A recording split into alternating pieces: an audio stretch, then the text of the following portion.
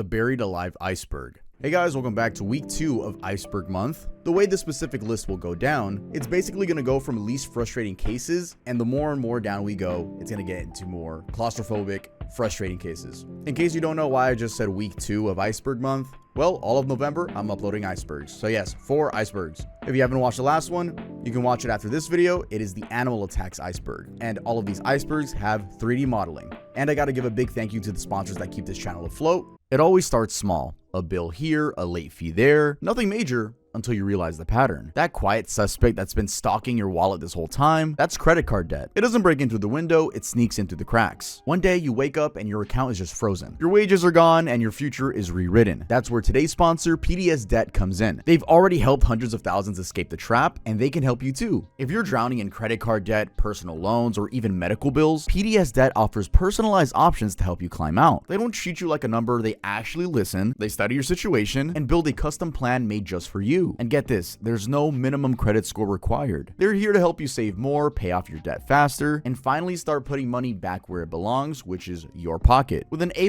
rating from the Better Business Bureau, thousands of 5-star reviews on Google, and another 5-star rating on Trustpilot, it's really no mystery why people trust PDS. They've helped hundreds of thousands take control again, and you could be next. If I needed this product, this is what I would use. Don't wait for debt to make its next move. You're 30 seconds away from being debt-free. Get your free assessment and find the best option for you at pdsdebt.com/tuv. That's pdsdebt.com/tuv. With that being said, let's get on with the video. The tip. Mike Meany, 1968 Ireland. Let's start at the tip with this man that is nothing short of brave. His name is Mike Meany, and back on February 21st, 1968, there was a 33-year-old Irish barman in London who was about to do something absolutely mental. Mike Meany decided he was going to break the world record for the longest time being buried alive. Not because he had to or because he was trapped, because he just wanted to do it. And to give him some credit, this wasn't some average pub guy who just had one too many drinks one day, heard of a challenge and decided to take it on. No, this guy was intentional, built like a brick house, used to heavy labor, and had dreams of being a professional boxer. Well, that was until a hand injury ruined that plan. So what does he do? He figures being buried alive is the next best thing to do for fame. The whole thing was planned by Michael Segru, also known as Butty. He was a publican who owned the Admiral Lord Nelson pub in Kilburn, Ireland. Butty was famous for pulling buses with his teeth, so he knew a publicity stunt when he saw one. They had Mike sleeping in a coffin upstairs in the pub for weeks, training his body and mind for what was to come. On the day itself, they held a last supper at the pub with journalists watching. They literally passed Mike's coffin through an upstairs window, loaded it onto a truck, and drove to Mick Keane's yard in Kilburn. The coffin was custom made, 7 feet long, 2.5 feet wide, and just 18 inches tall. Inside was foam padding, a light bulb, and a makeshift toilet that emptied into lime. Luxury accommodations, if you could call it that. Mike lasted 61 days underground. Every morning at 7 a.m., he'd do partial push-ups in his coffin, eat breakfast lowered through the tubes, and read newspapers or boxing magazines. People would queue up to talk to him through the pipes. On St. Patrick's Day, they even lowered down Guinness and whiskey while musicians played above the ground. So at what point did he think it was enough? Well, that would be when he couldn't bear the worst part of it. And this worst part for Mike wasn't the claustrophobia or the smell, it was what he called talklessness. Just the complete lack of a normal conversation. I'm sure you viewers can agree with that statement. That and all of the heat inside the coffin. When they finally dug him up on April 22nd of 1968, thousands of people lined the streets of Kilburn. Mike emerged with a bushy beard and sunglasses, waving towards the crowds. He surpassed the record of this other man named Bill White. He'd also gotten buried alive around the same time, but only lasted 55 days. In the end, it didn't matter much though. No one from Guinness World Records was there to verify it, so his achievement was never officially recognized. And all those promises about money and world tours never materialized. Mike said he made about 100 pounds total from the whole thing. He died in 2003, and at his funeral, the priest couldn't help but recognize that event. I've never buried someone who has been buried before. Anthony Britton, 2015 England. This one thought he could improve on history's greatest escape artist. September 5th, 2015, West Yorkshire, England. Anthony Britton, a 30-something escapologist from Bradford, is about to attempt something that even Harry Houdini couldn't pull off. The challenge was to get buried alive under 6 feet of soil, no coffin, no casket, just dirt. Oh yeah, while handcuffed. And then, you're supposed to dig yourself out. Sounds impossible, right? That's because it kind of is. Only 3 people had attempted this in 100 years, and none of them succeeded. Houdini tried it in 1915 and nearly died. His hand supposedly broke the surface just as he passed out. A British guy named Alan Allen tried in 1949, and he also had to be rescued. But Anthony thought he could be different. He was doing this for charity through his organization Escape for Life, bringing free entertainment to people during tough economic times. The whole thing was supposed to be a climax of their Buried Alive festival at Slaithwaite Spa near Huddersfield. So he was handcuffed, lowered into a grave he had dug himself, and then 6 tons of soil started getting dumped on top of him. No protective barrier, just raw earth crushing down on him. He later described feeling each bucket hit like, quote, a foot on your body, with the soil compressing around him from all sides. At first, Anthony was handling it. He managed to create an air hole and started working on freeing himself from the handcuffs, but then something went wrong. The soil shifted and trapped his right arm between his body and the dirt. That's when the panic should have set in, but here's the thing about professional escapologists. They can't afford to panic. Panic means shock, and shock in a stunt like this means death. So what did Anthony do while he was trapped underground, running out of air? He started singing Great Balls of Fire by Jerry Lee Lewis in his head to stay calm. When they finally pulled him out, he was unconscious. Some people in the crowd were crying as paramedics cleared soil from his mouth and throat and administered oxygen. After several minutes, Anthony came around. He nearly made it out though. They found out later he was only 2 feet from breaking through the surface when he passed out. 2 feet between success and suffocation. Anyway, Anthony walked away with a cracked rib, scratches, and bruises. He also had what he described as a near-death experience, seeing his deceased grandfathers talking to him like he was a kid again. And despite almost dying when asked if he'd try again, his response was basically, maybe. S.E. Dunbar, 1915, South Carolina, USA. So those 2 past cases might seem like people just love being buried alive, but no. For example, consider what happened during a sweltering summer in South Carolina back in 1915. S.E. Dunbar was just 30 years old when she had an epileptic seizure that left her looking completely lifeless. Her family called Dr. D.K. Briggs from Blackville, who examined her and found no signs of life. Dead, he declared. Time to plan a funeral. Now remember, this is 1915 we're talking about, so medical knowledge wasn't exactly where it is today. Doctors didn't have EKGs or modern equipment to confirm death. So if you looked dead or felt dead, well, it probably meant you were dead. So Essie's family arranged for a service the next day at 11 a.m., giving her sister time to travel from a neighboring town. The funeral went ahead as planned. 3 preachers conducted the service while Essie lay in her wooden coffin. When the sisters still hadn't arrived by the end, they made the decision to proceed with the burial. They lowered her coffin 6 feet down and covered it with dirt. But just minutes later, the sister finally showed up. She was devastated that she'd missed the service and begged the preachers to let her see Essie one last time. So they agreed to dig up the coffin they had literally just buried. As the funeral attendees watched, they dug up the fresh grave, unscrewed the coffin lid, and opened it. That's when Essie Dunbar sat up in her coffin and smiled at her sister. Shocked at what just happened, all 3 ministers conducting the ceremony apparently fell backward into the grave, with the shortest one suffering 3 broken ribs as the other 2 trampled on him trying to escape. Even Essie's own family ran away thinking she was some kind of ghost or zombie. Then she climbed out of the coffin and tried to follow them, so naturally they got even more terrified. The thing is, Essie wasn't dead at all. She'd just been in some kind of deep coma or cataleptic state that mimicked death. She went on to live another 47 years working as a cotton picker and becoming somewhat of a local legend.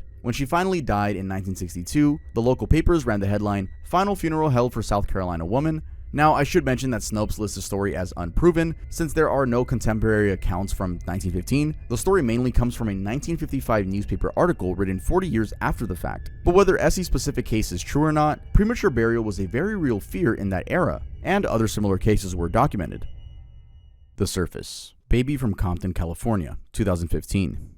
This next story happened in Compton, California, November 27th of 2015, the day after Thanksgiving. 2 women were walking along a bike path when they heard something weird. At first, they thought it was a cat crying, but Evangelina McCrary insisted to her sister Angelica, no, it's a baby crying, so they called 911. LA County Sheriff's Deputies Adam Collette and David Perry arrived at the scene near 136th Street and Slater Avenue, and everything seemed normal at first. Just another call along the bike path that runs parallel to Compton Creek, but then Collette heard it. A faint, almost phantom-like mewling sound. They looked everywhere, up and down the path, through the fence at the creek below, nothing. Then Collette looked down at his feet, and there was a pothole. Perry told him to put on gloves, thinking it might be a feral cat, and start digging. Collette felt around the dirt, his fingers scraped against asphalt. Then he pulled out a chunk of debris and saw it. A baby blanket nestled in a crevice. Inside was a newborn baby girl, dirt caked on her face, crying but alive. The baby, later named Aspen, was cold to the touch and wrapped in what appeared to be a hospital blanket. She was less than 72 hours old, buried under asphalt and debris in a hole along the bike path. If those women hadn't walked by when they did, if they hadn't stopped to listen, she would have died that night as temperatures dropped. But how does a newborn baby end up here? Well, naturally, the investigation led police to 33-year-old Portia Washington. who had given birth to Aspen at Martin Luther King Jr. Community Hospital just days before. The doctor actually remembered her. They remembered that she had acted appropriately, tried to nurse, bonded with the infant. She even took extra formula when she checked out. Washington's first instinct had actually been to do the right thing. She stood outside a Compton fire station around Thanksgiving, ready to surrender her baby safely, no questions asked. California's safe surrender law would have protected both of them, but she couldn't bring herself to do it and she walked away. Instead, she got high on PCP, and under the influence of drugs, she made a decision that nearly killed her daughter. She buried her alive in that pothole. They arrested Washington on December 3rd of 2015, and the woman confessed but showed no remorse. She was sentenced to 14 years in state prison for attempted murder. As for the baby girl, she survived. She was adopted by Cassandra Frazier, a distant relative who had become a foster parent specifically to help kids in the system. Aspen had withdrawal symptoms from drugs in her system and showed signs of fetal alcohol syndrome, but she recovered. Man in Foz de Vasconcelos, Brazil, 2012. There's something particularly unsettling about cemeteries, that quiet, almost sacred atmosphere where the living come to remember the dead. So, when a woman was visiting her family's grave in Foz de Vasconcelos, a suburb of Sao Paulo, in November of 2013, the last thing she expected to witness was what looked like a real-life zombie. She was paying her respects when she heard groaning sounds coming from the ground. Then she saw earth moving, followed by arms waving around, trying to break free from a grave. A man was literally clawing out of the dirt. Her first reaction was to run off screaming, which is probably what most of us would do. But when she stayed calm and called emergency services, who, probably thinking she was bluffing, didn't believe her, they kept saying, "Are you serious? This is a joke, isn't it?" Eventually, she convinced them to come check it out, and when they arrived, they found a man buried up to his chest, still alive but barely moving. There is actual footage of them scraping dirt off his body, and yes, it is here on YouTube, but it is age restricted, so don't expect to see that anywhere here in this video. Emergency workers carefully pulled him out of what should have been someone's final resting place. So how did he end up there? Police believe this former city hall worker got into a fight somewhere else in the city. His attackers beat him unconscious, then they dragged his body to the cemetery and threw him into what they thought was an empty grave, covering him with dirt. Of course, the guy wasn't dead. He regained consciousness underground and started making noise, which is what the cemetery visitor heard. If she hadn't been there at exactly the right moment, he would have died. The man was taken to a hospital and incredibly only had minor injuries. He met with a psychiatrist and was released the same day. The thing I think is weirdly funny about this story is the fact that his attackers actually had the decency to bury him in a cemetery instead of, like, you know, burying him in the woods or something. They actually were respectful enough to bury him in a cemetery, which I guess was a good thing because he ended up escaping from there. But yeah, let's head on to the next one. Newborn girl, Bareilly, India, 2025. Just last month in September, we had another nightmarish case similar to the last one. A shepherd named the Blue was grazing his goats near the Bagul River Bridge in Shahjahanpur, India, when he heard faint cries coming from a mound of soil. When he moved closer to investigate, he saw a tiny hand sticking out of the earth. The hand was bleeding, covered with ants, and trembling weakly. The rest of the baby's body was buried about a foot underground. He immediately raised an alarm and villagers rushed to help before calling police, who carefully dug out what turned out to be a newborn baby girl estimated to be 10 to 15 days old. The infant was completely smeared in mud, gasping for air because dirt had got into her mouth and nostrils. She was showing signs of severe oxygen deficiency, and her hand had been bitten by insects and possibly some animal. The ants had been feeding on her exposed hand while she lay trapped. Police believe whoever buried her deliberately left a small air gap so she could breathe. Either someone wanted her to suffer, or maybe they were trying to ease their own conscience while still abandoning her. At the hospital, the baby was placed in the neonatal intensive care unit, where a team of doctors including a plastic surgeon worked to save her life. The timing was everything again. The doctor who treated her believed the baby had been found soon after being buried because her wounds were still fresh, much longer and she wouldn't have survived. At the time of this video, she's still fighting an infection and her prognosis remains serious. Police are still trying to track down whoever did this, but according to the BBC, similar cases of female infanticide happen in some isolated parts of India because of the cultural preferences for sons. Girls are seen as financial burdens, especially among poor communities. I mean, burying a child alive is never even remotely the solution, but it is an unfortunate consequence. The body. Viral Dalal, 2001 India earthquake. Now we're reaching the part of our iceberg where survival becomes a test of pure human will. This is where we meet people like Viral Dalal, an international student in New Jersey, whose case is nothing short of insane. It was January 26, 2001, that's India's Republic Day. Viral was a 25-year-old computer science student visiting his family in Bhuj, India during winter break from his graduate program in New Jersey. He was sleeping in late after celebrating his brother Rashan's 30th birthday the night before when a sound like thunder woke him up. But this wasn't thunder. At 8:46 a.m., a 7.7 magnitude earthquake struck, one of the most ferocious in history. The earthquake lasted over 2 minutes, nearly 4 times the average length, and would go on to kill more than 20,000 people across Gujarat. Varel was in bed when everything started becoming airborne. The metal cupboard, the dresser, his bed, everything was slamming against the floor and being thrown back up in wild, jarring motions. He could hear glass shattering and kitchen utensils clattering throughout the apartment. Then the wall started giving way. A 6-inch crack split the floor. The concrete slab above him cracked and began to collapse. The building they were staying in, Sajana and Towers, was the tallest in Bruges, and it came down like a stack of cards. When everything went quiet, Varel found himself trapped in what he describes as a concrete coffin. The space was about the size of an actual casket. He couldn't move, couldn't turn over, could barely breathe. The ceiling that had once been 8 feet above his head was now just 2 inches from his face. He was buried under 30 feet of rubble from 6 stories of collapsed building. Meanwhile, his entire family, his parents, his brother Rashawn, his sister-in-law, and his 2-year-old nephew had all been killed in the initial collapse. Varel didn't know this. All he could think about was finding them, getting to them, making sure they were okay. That hope, that desperate need to see his family again is what kept him alive. For 5 days, Varel lay trapped in total darkness. No food, no water, not even the ability to move. He had an iridium watch that his father had given him, which provided a small blue light, the only thing that kept him from complete sensory deprivation. He drank his own urine to survive and forced himself to think about food he hated like eggplant to control his hunger. As hours turned into days, he began to wonder if anyone was even looking for him. Was he forgotten? Would he die alone in this concrete tomb? But somehow he held on to his inner sense that he was going to be okay, even when all logic said otherwise. On the 5th day, he heard a diesel engine, voices calling, and he shouted back, guiding rescuers to his position beneath the mountain of rubble. The first ray of light broke through at his feet, and they dragged him out feet first. Incredibly, he didn't have a scratch on him. But the miracle of his survival quickly turned into a devastating loss. Within hours of his rescue, Varel learned the truth. He was the sole survivor of the building collapse. His entire family was sadly gone.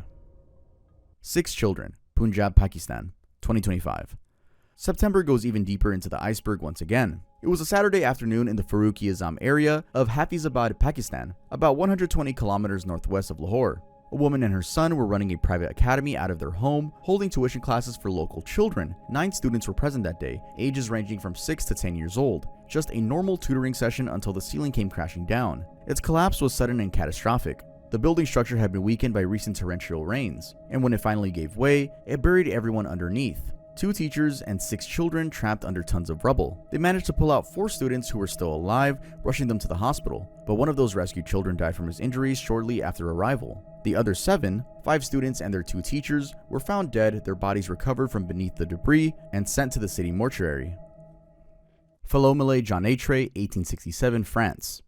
Way back in 1867, Philomèle Janêtre was a 24-year-old French woman who contracted cholera, one of the deadliest diseases of the 19th century. The illness moved fast, and within days she was pronounced dead. This was 1867, so remember, doctors used weird methods like holding a candle under your nostrils to see if you were actually dead. And like I said before, if you look dead, you're probably dead. A priest arrived to administer the last sacraments, and Philomèle's body was placed in a coffin. Just 16 hours after her presumed death, she was lowered 6 feet underground. The burial was unusually quick, but with cholera, speed was essential to prevent the disease from spreading. After finishing the burial, the gravediggers were about to head home when they heard a knocking sound coming from the gravesite. Yes, actual knocking sounds. Someone was alive down there. The gravediggers immediately reversed all their work, frantically digging up the freshly buried coffin. When they opened it, they found Philomèle with fresh wounds on her hands, the type of injuries that are consistent with knocking desperately against the coffin lid. A physician was called quickly. This is where you'd expect a happy ending, right? But when the doctor examined her, he couldn't detect any breathing when he placed a lit candle under her nose. However, he could hear distant rhythmical sounds in her chest, a faint heartbeat. Her eyelids were twitching and she showed some muscle contractions. The physician managed to revive her. She was alive, conscious, and rescued just in time. For one brief, shining day, it looked like Philomèle had beaten death itself. But they had to come back because the next day, she was officially pronounced dead. Whether it was the cholera finally claiming her or the trauma of her nightmarish ordeal in the coffin, her body just couldn't recover. She was buried a second time, and this time, there was no knocking from below. The Abyss. Angelo Hayes, 1937, France.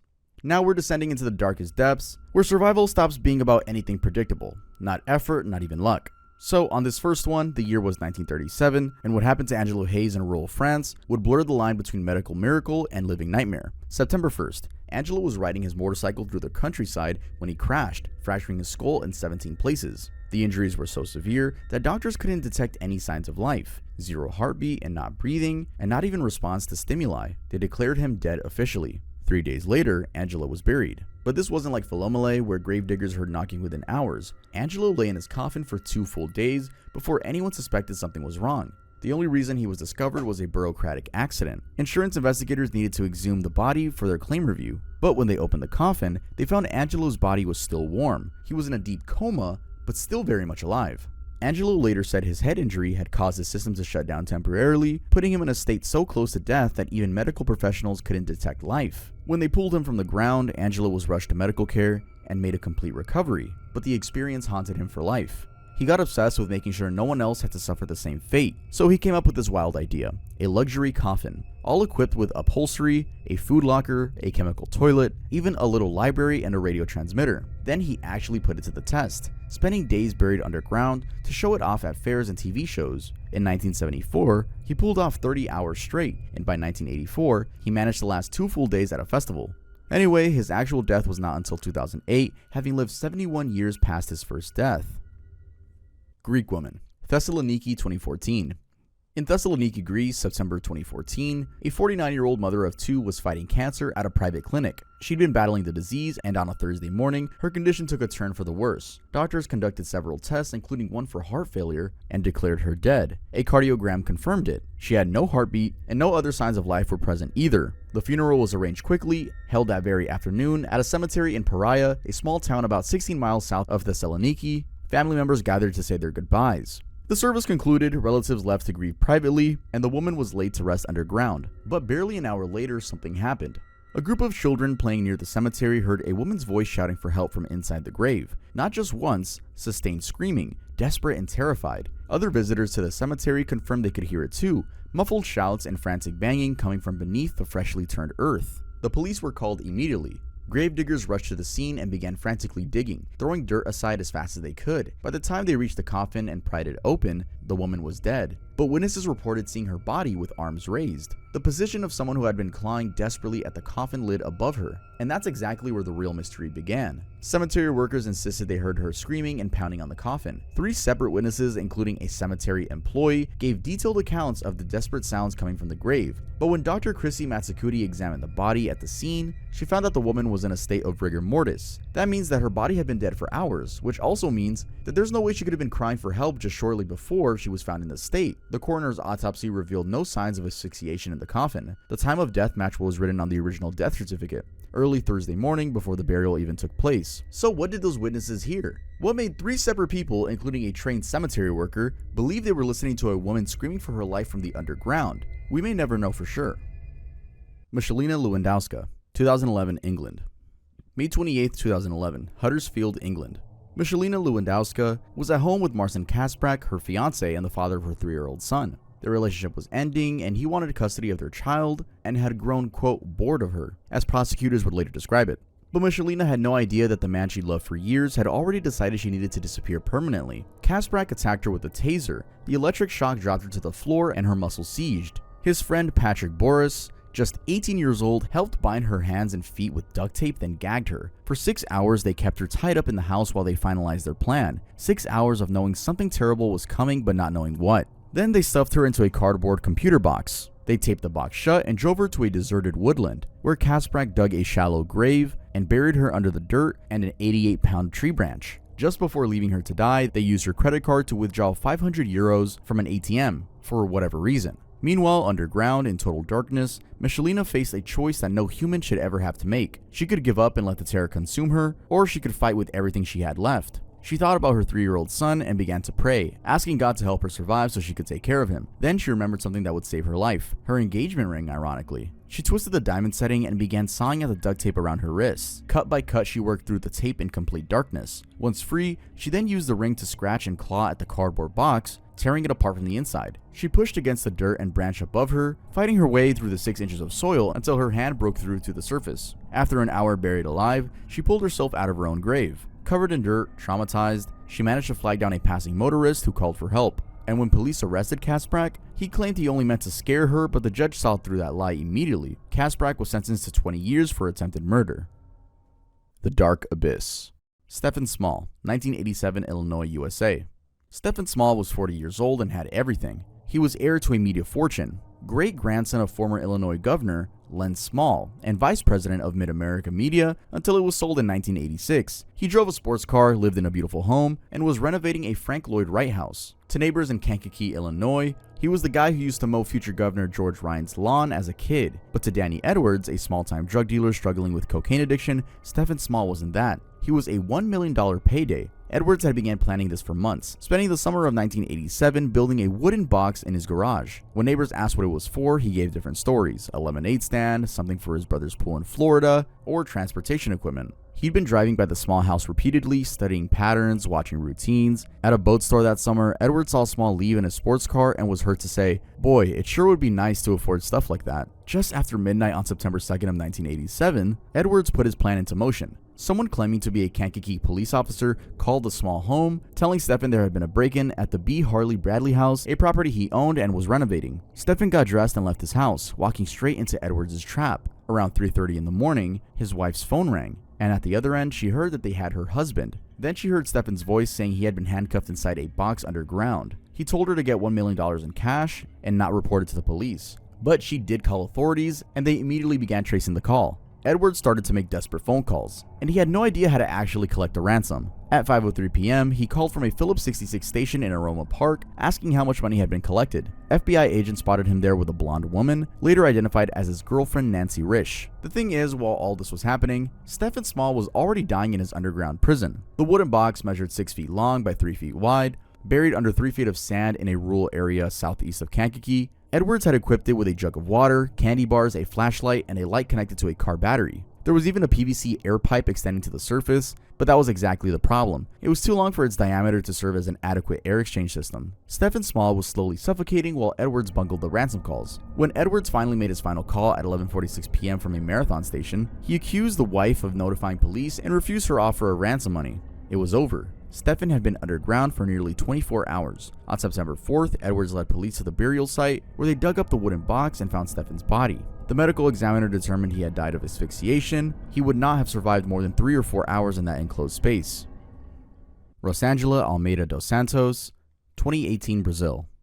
In the small town of Riachão das Neves in northeastern Brazil, January 2018, a woman named Rosângela Almeida dos Santos was fighting a losing battle with her health. The 37-year-old had suffered from fainting spells since she was 7 years old and relied on anticonvulsant medications. Her family rushed her to Hospital do Oeste in Barreiras after she collapsed from severe fatigue. For a week, Rosângela fought in that hospital bed. She suffered 2 cardiac arrests before doctors declared her dead from septic shock on January 28th. Her death certificate was signed, her body was prepared, and her family held their wake that same night. But even at the wake, something felt wrong. Family members later said her body still seemed warm when it was handed over to them, not the cold stiffness they expected from someone who'd been dead for hours. The next morning, January 29th, Rosângela was buried in a wooden coffin at Sonora Santana Cemetery. The nails were hammered into the lid, the coffin was lowered into a concrete tomb, and her family said their final goodbyes. To everyone watching it, it was the end of a tragic but ordinary death. Then the screaming started. For days, people living near the cemetery reported hearing muffled cries coming from Rosângela's grave.